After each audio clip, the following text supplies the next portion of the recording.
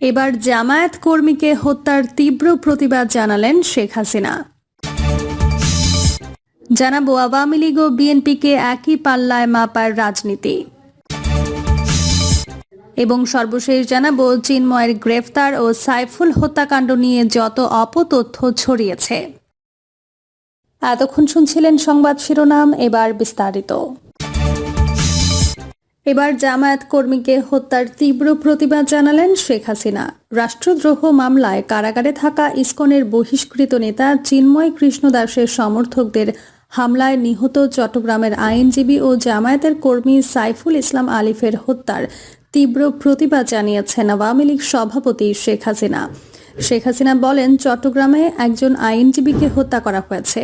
এই হত্যার তীব্র প্রতিবাদ জানাচ্ছি। এই হত্যাকাণ্ডের সঙ্গে যারা জড়িত তাদেরকে খুঁজে বের করে দ্রুত শাস্তি দিতে হবে। এই ঘটনার মধ্য দিয়ে চরমভাবে মানবাধিকার লঙ্ঘিত হয়েছে। একজন আইনজীবী তার পেশাগত দায়িত্ব পালন করতে গিয়েছিল, আর তাকে এভাবে যারা পিটিয়ে হত্যা করেছে তারা সন্ত্রাসী। তারা যেই হোক না কেন, শাস্তি তাদের পেতেই হবে। ক্ষমতাচ্যুত হয়ে ভারতে পালিয়ে থাকা শেখ হাসিনা বিবৃতিতে আরও বলেন, অসাংবিধানিকভাবে ক্ষমতা দখলকারী ইউনূস সরকার যদি এই সন্ত্রাসীদের শাস্তি দিতে ব্যর্থ হয়, তাহলে মানবাধিকার লঙ্ঘনের দায়ে তাকেও শাস্তির মুখোমুখি হতে হবে। দেশবাসীর প্রতি আমি আহ্বান জানাচ্ছি, এই ধরনের সন্ত্রাস ও জঙ্গিবাদের বিরুদ্ধে সবাই ঐক্যবদ্ধভাবে রুখে দাঁড়ান। সাধারণ মানুষের জানমালের নিরাপত্তা নিশ্চিত করা জরুরি। আওয়ামী লীগ ও বিএনপিকে একই পাল্লায় মাপার রাজনীতি। MN তরুণের আর্টিকেলটা যথেষ্ট ব্যালেন্সড মনে হলে এটার পলিটিক্স বুঝতে আপনাকে 1-11-তে ফিরতে হবে। লেখাটার মূল আর্গুমেন্ট হলো, বিএনপি আগে ক্রিমিনাল ছিল, এখন ভালো হয়ে গেছে, ফলে আওয়ামী লীগও ক্রিমিনাল থেকে ভালো হয়ে যাও, তোমাদের সুযোগ আছে। এটাই প্রথম আলোদের পলিটিক্স যে তারা সবসময়ই বিএনপি ও লীগকে একই স্কেলে মাপে। রাষ্ট্র ক্ষমতা দখলে বিএনপির সর্বোচ্চ অপরাধ ছিল বিচারকদের সময়সীমা বৃদ্ধি। তবে আওয়ামী লীগ ক্ষমতা ধরে রাখতে পুরো স্টেটকে রিডিজাইন করেছে, অর্থনীতি ধ্বংস করেছে, পুলিশ বাহিনীতে ছাত্রলীগ ঢুকিয়েছে এবং চূড়ান্তভাবে 2000 ছাত্র জনতাকে হত্যা করেছে। তারেক রহমানের বিরুদ্ধে 1-11 এর সময়ে 20টা মামলার রেফারেন্স উইকিলিক্সে আছে সঠিক, কিন্তু এইগুলো আমেরিকান গবেষণা নেই। আমেরিকানরা সেই সময়ে DGFI টর্চারের প্রাপ্ত কেসগুলোকে রেফার করেছে, কিন্তু সেটা এখন প্রথম আলোর রেফারেন্সে। তারেক রহমান যে একটা মামলায় অপরাধী প্রমাণিত হয়েছেন, সেই মামলার বিচারককে দেশ ছাড়া করা হয়েছে। 10 ট্রাক অস্ত্র তো বিএনপির একলা না, তার আগে শেখ হাসিনার আমলেও বাংলাদেশের এজেন্সিগুলো ইন্ডিয়ান ইনসার্জেন্সিকে অস্ত্র, অর্থ, ইউনিফর্ম ইত্যাদি দিয়ে গেছে। 1996 থেকে 2001 এর আমলে কর্মরত এজেন্সির অফিসারদের সাথে কথা বললে তার এভিডেন্স পাবেন। ওরা আমাদের আর্মড ইনসার্জেন্টদের অস্ত্র দিত, আমরা তাদের ইনসার্জেন্টকে দিতাম। বিএনপি মুফতি হান্নানকে দিয়ে হাসিনাকে গ্রেনেড হামলা করেছে, সেই গল্প বলাতেই মুফতি হান্নানের উপরে ভয়ঙ্কর টর্চার করা হয়েছিল। সাক্ষ্য নিতে তার আঙুলে সুই ফোটানো হয়েছিল। মুফতি হান্নান তার আগে হাসিনার আমলেই হাসিনার ওপরে হামলা করেছে, হাসিনার স্টেজে বোমা পুঁতে রেখেছিল।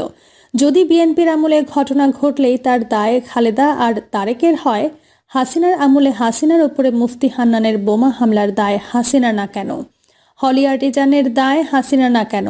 ব্রিটিশ MI6 এর প্রতিবেদনে উল্লেখ আছে, যে ব্যাচের গ্রেনেড দিয়ে কিবরিয়া সাহেবের ওপরে হামলা হয়েছিল বা ব্রিটিশ হাই কমিশনের ওপর হামলা হয়েছে, একই ব্যাচের গ্রেনেড দিয়ে হাসিনার ওপরে হামলা হয়। তো বিএনপি নিজের আমলে দেশকে অস্থিতিশীল করতে এসব হামলা ঘটিয়েছে।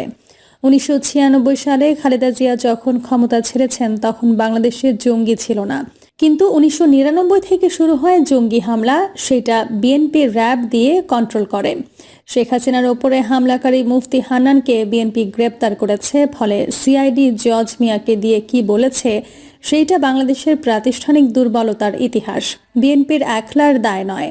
1999 সালে উদীচীর ওপরে হামলার পর আওয়ামী লীগ বিএনপি নেতা তরিকুল ইসলামকে প্রধান আসামি করে, যার সাথে জঙ্গিদের কোনো সম্পর্ক ছিল না। জজ মিয়া সেই ধারাবাহিকতার পার্ট। বিএনপির দায় অবশ্যই আছে, কিন্তু প্রথম আলো কখনোই বলে না বিএনপি মুফতি হান্নানকে গ্রেপ্তার করেছিল, যা দিয়ে জজ মিয়ার দায় কেটে যায়। ২৬ মার্চের পর জিয়াউর রহমান চট্টগ্রাম ও আশেপাশের এলাকায় মুক্তাঞ্চল ঘোষণা করেন, যেটা খুব সম্ভবত লেট এপ্রিল পর্যন্ত মুক্তিবাহিনীর দখলে ছিল। পাক বাহিনী এই সময়ে পুরো ডিভিশন মুভ করে এলাকা দখলে নেয়। জিয়া এই সময়ে নিজেকে স্বাধীন বাংলার প্রেসিডেন্ট হিসেবে ডিক্লেয়ার করেন। এই সময়টা মুক্তিযুদ্ধের সবচেয়ে গৌরবোজ্জ্বল সময়, যখন কোনো ধরনের ভারতীয় সাহায্য ছাড়া মুক্তিবাহিনী অনেক বড় একটা এলাকায় মুক্তাঞ্চল প্রতিষ্ঠা করে রেখেছিল। ফলে জিয়ার স্বাধীন বাংলার প্রথম প্রেসিডেন্ট, এই লজিকও ভুল না। খালেদা জিয়া শেখ মুজিবের মৃত্যু দিবসে নিজের জন্মদিনের কেক কেটেছেন অশোভন, কিন্তু এটা কমপ্লিটলি ইনসিগনিফিক্যান্ট একটা ইস্যু। খালেদা জিয়া কখনোই ঘটা করে সেটা উদযাপন করেন নাই বা সেটা নিয়ে বিএনপি পার্টি দেয়নি। খালেদা জিয়া, তারেক রহমান সবসময়ই শেখ মুজিবকে শ্রদ্ধা দেখিয়েছেন। তারেক রহমান টুঙ্গিপাড়া জিয়ারত করেছেন। এইগুলো আমি কেমনে জানি? কারণ 2012 এর আগে আমি প্রথম আলোর বয়ানের দুনিয়া দেখতাম। বাংলাদেশের পলিটিক্সে মনোযোগী ছিলাম না, কিন্তু 14তে হাসিনার ফ্যাসিস্ট রূপান্তরের পর থেকে এই প্রতিটা প্রশ্ন আমার নিজের মতো করে স্টাডি করেছি যে কেন, কিসের ভিত্তিতে আমি আওয়ামী লীগের পতন চাই, কেন আমি আওয়ামী লীগ ফেলে বিএনপিকে আনতে চাচ্ছি। কারণ উভয়ই তো সমান, এবং তাতে আমি দেখতে পেয়েছি আওয়ামী লীগের মতো পাশবিক একটা দলকে মোকাবেলা করতে গিয়ে তাদের সকল প্রতিপক্ষকে আওয়ামী লীগের লেভেলে নেমে আসতে হয়েছে। জিয়া, বেগম খালেদা জিয়া সকলেই সেটা ফেস করতে চেয়েছে। জিয়া, বেগম খালেদা জিয়ার সকলকেই সেটা ফেস করতে হয়েছে।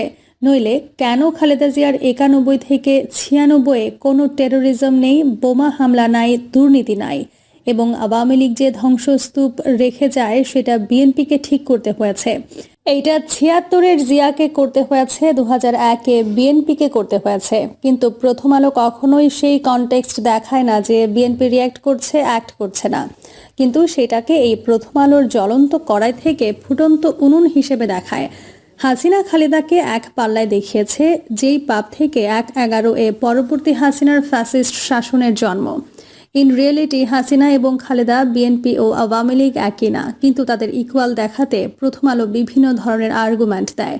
আওয়ামী লীগে বিএনপি কিভাবে ভালো হয়ে গেছে, তুমিও ভালো হয়ে যাও নসিহত করে লেখা MN তরুণের আর্টিকেলটা সেই একই ন্যারেটিভের পার্ট, যে ন্যারেটিভে আওয়ামী লীগ বিএনপি সমান, হাসিনা খালেদার সমান। এই আর্টিকেলের একটা লাইনে প্রথম আলোর পলিটিক্সের মূল টেক অ্যাওয়ে আছে যে, কিন্তু একটি রাজনৈতিক দলের নেতা হিসেবে তারেক রহমানের অতীতের কর্মকাণ্ড ও কথাবার্তার যে রেকর্ড, তাতে তিনি যে এসব বক্তব্যের সঙ্গে আন্তরিক, তা মানুষের পক্ষে আস্থায় আনা কঠিন। শোনো প্রথম আলো, বিএনপি আওয়ামী লীগ সমান হিসেবে দেখায় যে ন্যারেটিভ তোমরা বানিয়েছ, তারপরে তোমাদের আস্থায় নেওয়া কঠিন না অসম্ভব। তোমরা 90 পরবর্তী বাংলাদেশের প্রধান ক্রিমিনাল, যারা 1/11 নামিয়েছ এবং হাসিনার বাকশালী বয়ানের সফট ভার্সনকে প্রমোট করে তাকে ফ্যাসিস্ট হিসেবে টিকিয়ে রেখেছ। চিন্ময়ের গ্রেফতার ও সাইফুল হত্যাকাণ্ড নিয়ে যত অপতথ্য ছড়িয়েছে, বাংলাদেশ সম্মিলিত সনাতনী জাগরণ জোটের মুখপাত্র ও পুণ্ডরিক ধামের অধ্যক্ষ চিন্ময় কৃষ্ণ দাস ব্রহ্মচারীকে গ্রেফতার ও পরে বিক্ষোভকারীদের হামলায় আইনজীবী সাইফুল ইসলাম আলিফের মৃত্যুর ঘটনাকে কেন্দ্র করে সামাজিক যোগাযোগ মাধ্যমে বেশ কিছু অপতথ্য ছড়িয়ে পড়েছে। ফ্যাক্ট চেক প্রতিষ্ঠান রিউমার স্ক্যানার তাদের এক প্রতিবেদনে জানিয়েছে, এই ইস্যুতে গণমাধ্যমের লোগো ব্যবহার করে অন্তত 8টি ভুয়া ফটো কার্ড ছড়ানো হয়েছে। এসব ফটো কার্ডে প্রচারিত গুজবের মধ্যে উল্লেখযোগ্য কয়েকটি হল: চিন্ময় স্বেচ্ছায় আত্মসমর্পণ করেছে, শিশু বলাৎকারের সঙ্গে জড়িত ছিলেন এবং ডিবি পুলিশের কাছে স্বীকারোক্তি দিয়েছিলেন। এছাড়া সংঘর্ষে নিহত আইনজীবী সাইফুল ইসলামকে চিন্ময় কৃষ্ণ দাসের আইনজীবী হিসেবে দাবি করেও গুজব ছড়ানো হয়েছে। এই গুজবের প্রবাহ কেবল সামাজিক যোগাযোগ মাধ্যমেই সীমাবদ্ধ ছিল না। ভারতীয় কিছু গণমাধ্যম এবং আন্তর্জাতিক সংবাদ সংস্থা রয়টার্স, ভয়েস অব আমেরিকা এবং আরব নিউজের মতো প্রতিষ্ঠিত গণমাধ্যমেও এ বিষয়ে ভুয়া তথ্য প্রচারিত হয়েছে বলে প্রমাণ পাওয়া গেছে। রিউমার স্ক্যানার আরও বলছে, চিন্ময় কৃষ্ণকে নিয়ে আদালতের শুনানি চলাকালে সামাজিক মাধ্যমে একটি দাবি ছড়িয়ে পড়ে। সেখানে বলা হয়, ডিবির জিজ্ঞাসাবাদে তিনি স্বীকারোক্তি দিয়েছেন, শেখ হাসিনাকে দেশে ফিরিয়ে আনতে পারলে চট্টগ্রাম আমাদের দেওয়া হবে এবং আমাদের কোনো দোষ নেই, আমাকে যা বলতে বলা হয়েছিল বাধ্য হয়ে তাই বলেছি।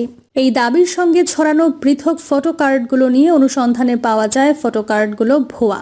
আদালতে শুনানির পর সংঘর্ষে চলাকালে আইনজীবী সাইফুল ইসলাম ওরফে আলিফ নিহত হন। প্রত্যক্ষদর্শীদের ভাষ্যমতে বিক্ষোভকারীদের ধারালো অস্ত্রের আঘাতে তার মৃত্যু হয়। এই ঘটনা দেশ জুড়ে তীব্র প্রতিক্রিয়া সৃষ্টি করে এবং এর প্রেক্ষিতে সামাজিক মাধ্যমে নানা গুজব ছড়াতে শুরু করে।